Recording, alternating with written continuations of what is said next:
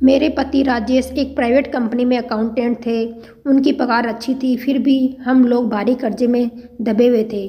Share market में राजेश ने बार बार घाटा उठाया, पर बहुत अमीर बनने की धुन के चलते इस लत ने अब तक उनका पीछा नहीं छोड़ा था। मैंने अपनी सहेली प्रियंशी से कही नौकरी के लिए कहा। वह एक कंपनी में नौकरी करती थी।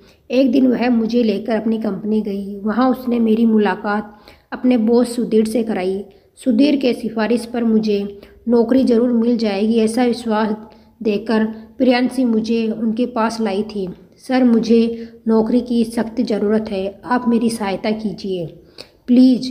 यो प्रार्थना करते हुए मेरी आंखों में एकाएक आंसू झलक आए। मेरी खूबसूरती से सुधीर बहुत प्रभावित हुआ। मैंने अब तक सुधीर के दिल में खास जगह बना ली थी। उन्होंने मुझसे कहा कि मैं भविष्य में उनसे संपर्क बनाए रखूं। मैं पूरी कोशिश करूंगा कि आपका काम हो जाए।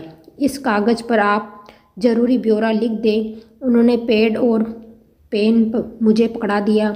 करीब 10 मिनट बाद मैं प्रियंशी के साथ चली आई, लेकिन इन कुछ मिनटों में मैंने उसका दिल जीत लिया था।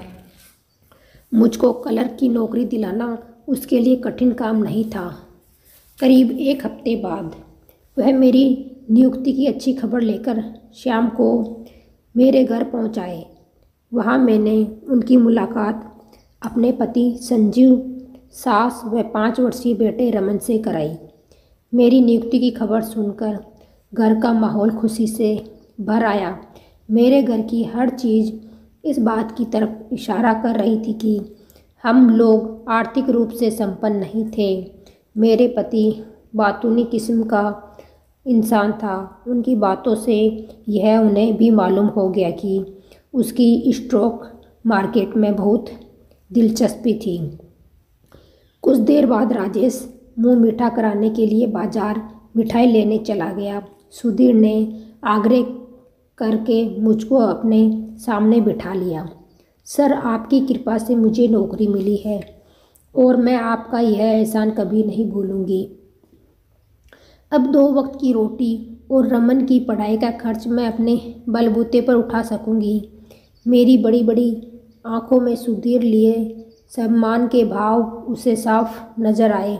राखी, तुम्हें नौकरी दिलाने वाली बात अब ख़त्म हुई। इसके बाद तुमने मुझे धन्यवाद कहा तो मैं फ़ौरन उठकर चला जाऊंगा। सुधीर ने अपनी आवाज़ को नाटकीय रूप से सख्त किया, पर उसके होठों पर मुस्कुराहट बनी रही। अब नहीं दूंगी धन्यवाद सर, मैं मुस्कुराई और फिर उठकर रसोई की ओर चली गई। कुछ देर बाद बड़े अच्छे माहौल में हम सब ने चाय नाश्ता किया।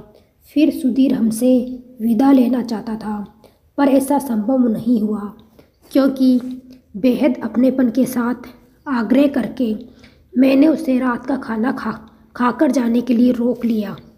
उस शाम के बाद से सुधीर का घर में आना जाना नियमित सा हो गया। कुछ दिनों बाद रमन के जन्मदिन की पार्टी में वे शामिल हुए। फिर एक त्यौहार आया और मैंने उन्हें खाने के लिए आमंत्रित किया। धीरे धीरे हमारे परिवार के साथ उनके संबंध गहरे होते चले गए। मैंने देखा धीरे धीरे सुधीर मेरी तरफ आकर्षित होने लगा है। एक दिन अपने कक्ष में चाय पीते हुए सुधीर ने मुझसे पूछा, तुम्हें पता है राखी, मैं किस दिन को अपने लिए भाग्यशाली मानता हूँ? आप बताओगे? नहीं तो मुझे कैसे पता चलेगा? मैंने जवाब सुनने के लिए अपना ध्यान उसके चेहरे पर केंद्रित कर लिया। जिस दिन तुम मेरे पास नौकरी पाने के सिलसिले में आई थी, सुधीर ने कहा। मेरे लिए तो यह यकीनन महत्वपूर्ण दिन था। मैं बोली, पर आप क्यों उसे अपने लिए भाग्यशाली मानते हैं?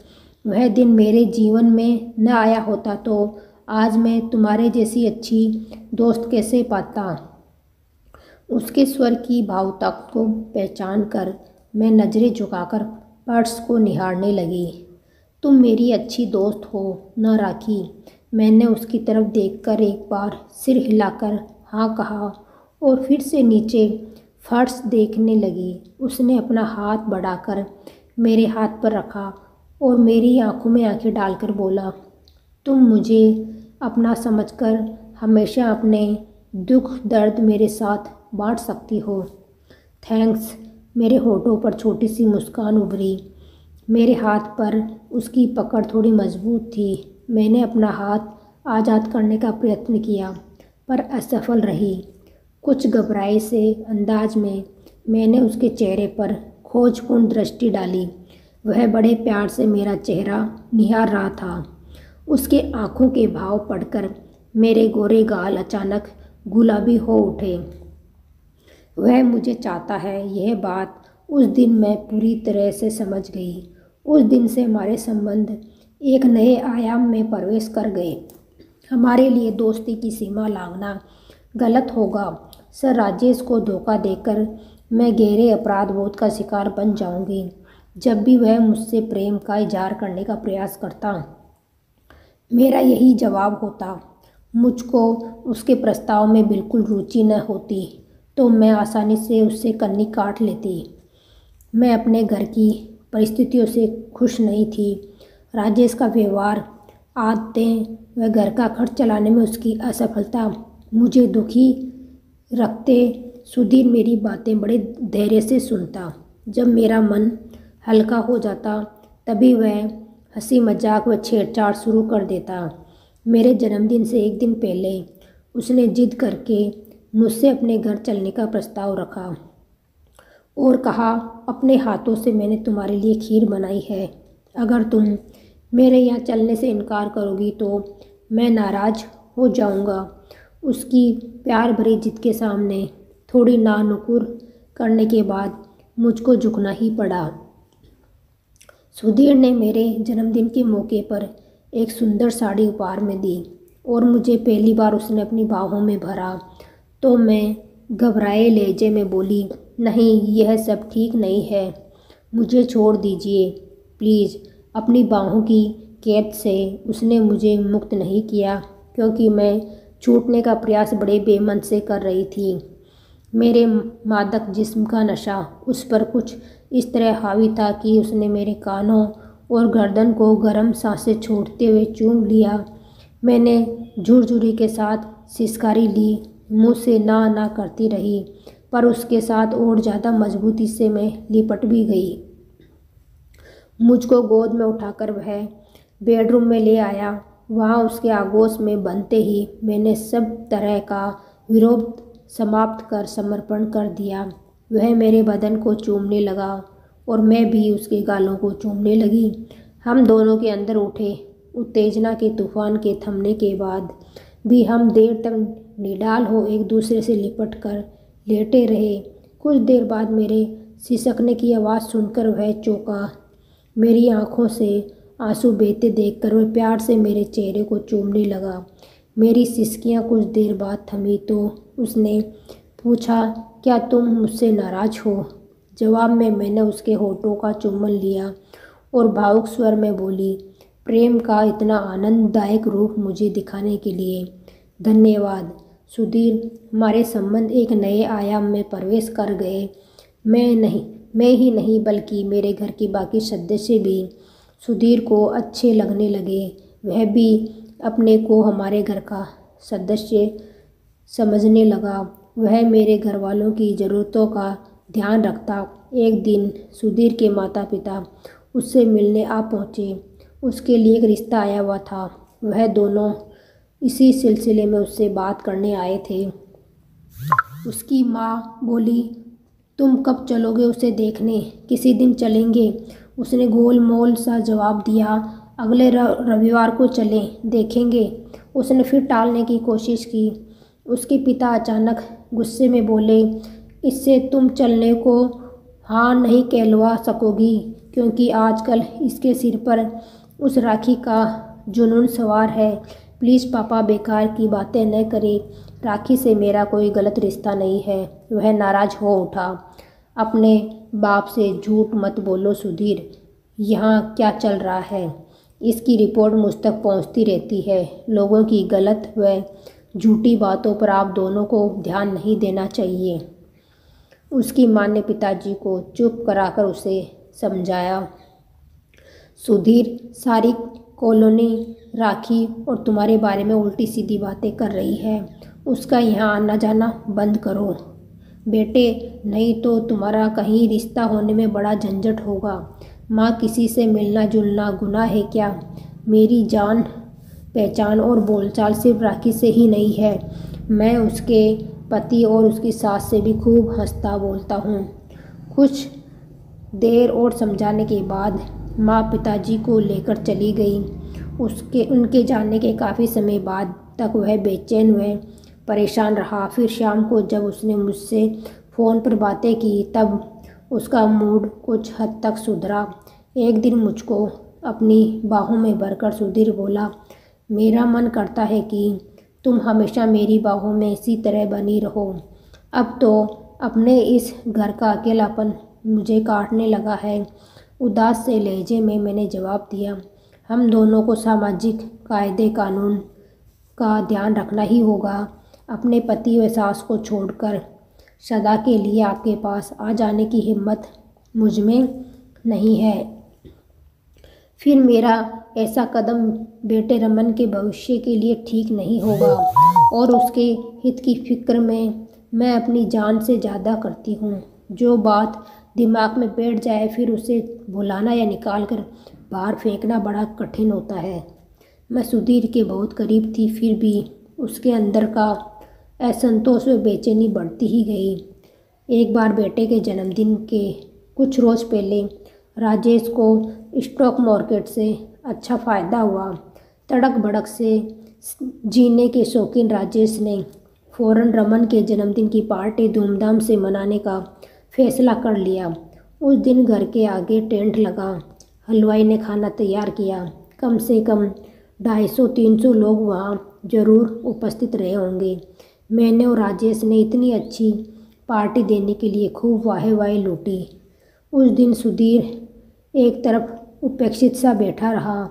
मुझको फुर्सत नहीं मिली उसके साथ चंद मिनट भी गुजारने की, क्योंकि उसके साथ हंस बोलकर मैं अपने करीबी रिश्तेदारों को बातें बनाने का मौका नहीं देना चाहती थी। वह जब इस तरह की कसमकस से तंग आ गया तो बिना किसी को बताए घर चला गया। उस रात उसे बिल्कुल नींद नहीं आई। उसकी सारी रात करवटें बदलते गुजरी, पर सुबह मन शांत था। पिछली परेशानी भरी रात के दौरान उसने अपनी ज़िंदगी से जुड़े कई महत्वपूर्ण निर्णय लिए थे। अगले दिन जब मैं उसके पास गई तो उसके गंभीर चेहरे को देखकर मैं चिंतित स्वर में बोली, क्या आपकी तबीयत ठीक नहीं है? मैं ठीक हूँ। उसने मुझे अपने सामने बैठने का इशारा किया। कल पार्टी में किसी ने कुछ गलत कहा, गलत व्यवहार किया। मैं परेशान हो उठी। नहीं, ऐसी कोई बात नहीं हुई। फिर यूँ बुझे बुझे से क्यों लग रहे हो? रात को ठीक से सो नहीं पाया, किसी बात की परेशानी थी? हाँ, मैं तुम्हारा ही इंतज़ार कर रहा था राखी। कुछ ज़रूरी बातें करनी है मुझे तुमसे। कहो, मैंने बोला। उसने भावहीन स्वर में मुझे बताया कि मैं आज उस लड़की को देखने जा रहा हूँ जिसका मेरे लिए रिश्ता आया है। मैं तो हमेशा आपको वहाँ जाने की सलाह देती रही हूँ राखी। मैं खुद नहीं जाता क्योंकि तुम्हारे अलावा किसी और स्त्री को अपनी ज़िंदगी में प्रवेश देना मुझे अनुचित लगता था। वैसा करना उस लड़की के साथ धोखा करना होता। क्या अब आपने मुझे अपने दिल से निकालने का फैसला कर लिया है? यह कहते कहते मेरी आंखों में आंसू झलक आए। राखी, तुम बिना आंसू बहाए मेरी बात को समझने की कोशिश करो प्लीज़। उसने अपनी आवाज़ को कमज़ोर नहीं पड़ने दिया। देखो, तुम्हारी घर गृहस्थी सदा तुम्हारी रहेगी। मैं चाहकर भी उसका स्थायी सदस्य कभी नहीं बन सकता हूँ। तुम्हारा नाम राजेश के साथ ही जुड़ेगा, मेरे साथ नहीं। यह बात कल रात मुझे बिल्कुल साफ नज़र आई। चोरी का मीठा फल खाने का अपना मज़ा है। तो तुम्हारे प्यार को मैं बहुत कीमती व महत्वपूर्ण मानता रहा हूँ। अब थक गया हूँ अकेले इस घर में रातें बिताते हुए। अब मैं सिर्फ फल खाना नहीं बल्कि अपनी छोटी सी बगिया बनाना चाहता हूँ जिसे मैं अपना कह सकूँ। जिसे फलता फूलता देख मैं ज़्यादा खुशी व सुकून महसूस कर सकूं। मैंने आपको अपने घर गृहस्थी की बगिया बनाने से कभी नहीं रोका। मैं भावुक स्वर में बोली, आप ज़रूर शादी कर लें। आपकी इच्छा होगी तो मैं खुशी खुशी आपकी ज़िंदगी में प्रेमिका बनकर बनी रहूँगी। नहीं राखी, वैसा करना बिल्कुल गलत होगा। उसने तीखे स्वर में मेरे प्रस्ताव का विरोध किया। तब क्या आज आप मुझे हमेशा के लिए अलविदा कह रहे हैं? मैं रुआसी सी हो उठी। मुझे माफ़ करना राखी, दोस्ती की सीमाएं लांघ कर तुम्हें अपनी प्रेमिका नहीं बनाना चाहिए था मुझे। मैं सिर्फ तुम्हारे मन में जगह बना कर रखता तो आज मेरी भावी शादी के कारण हमें एक दूसरे से दूर न होना पड़ता। मैं उठकर खड़ी हो गई और थके से स्वर में बोली, सर, आप जैसे नेक इंसान को कभी भुला नहीं पाऊंगी, पर शायद आपका फैसला बिल्कुल सही है। मैं चलती हूँ। इतना कहकर मैं अपने आंसू पोंछते हुए घर की ओर चल पड़ी। तो दोस्तों, आज की ये कहानी कैसी लगी? अगर कहानी अच्छी लगी तो वीडियो को लाइक करें, चैनल को सब्सक्राइब करें। थैंक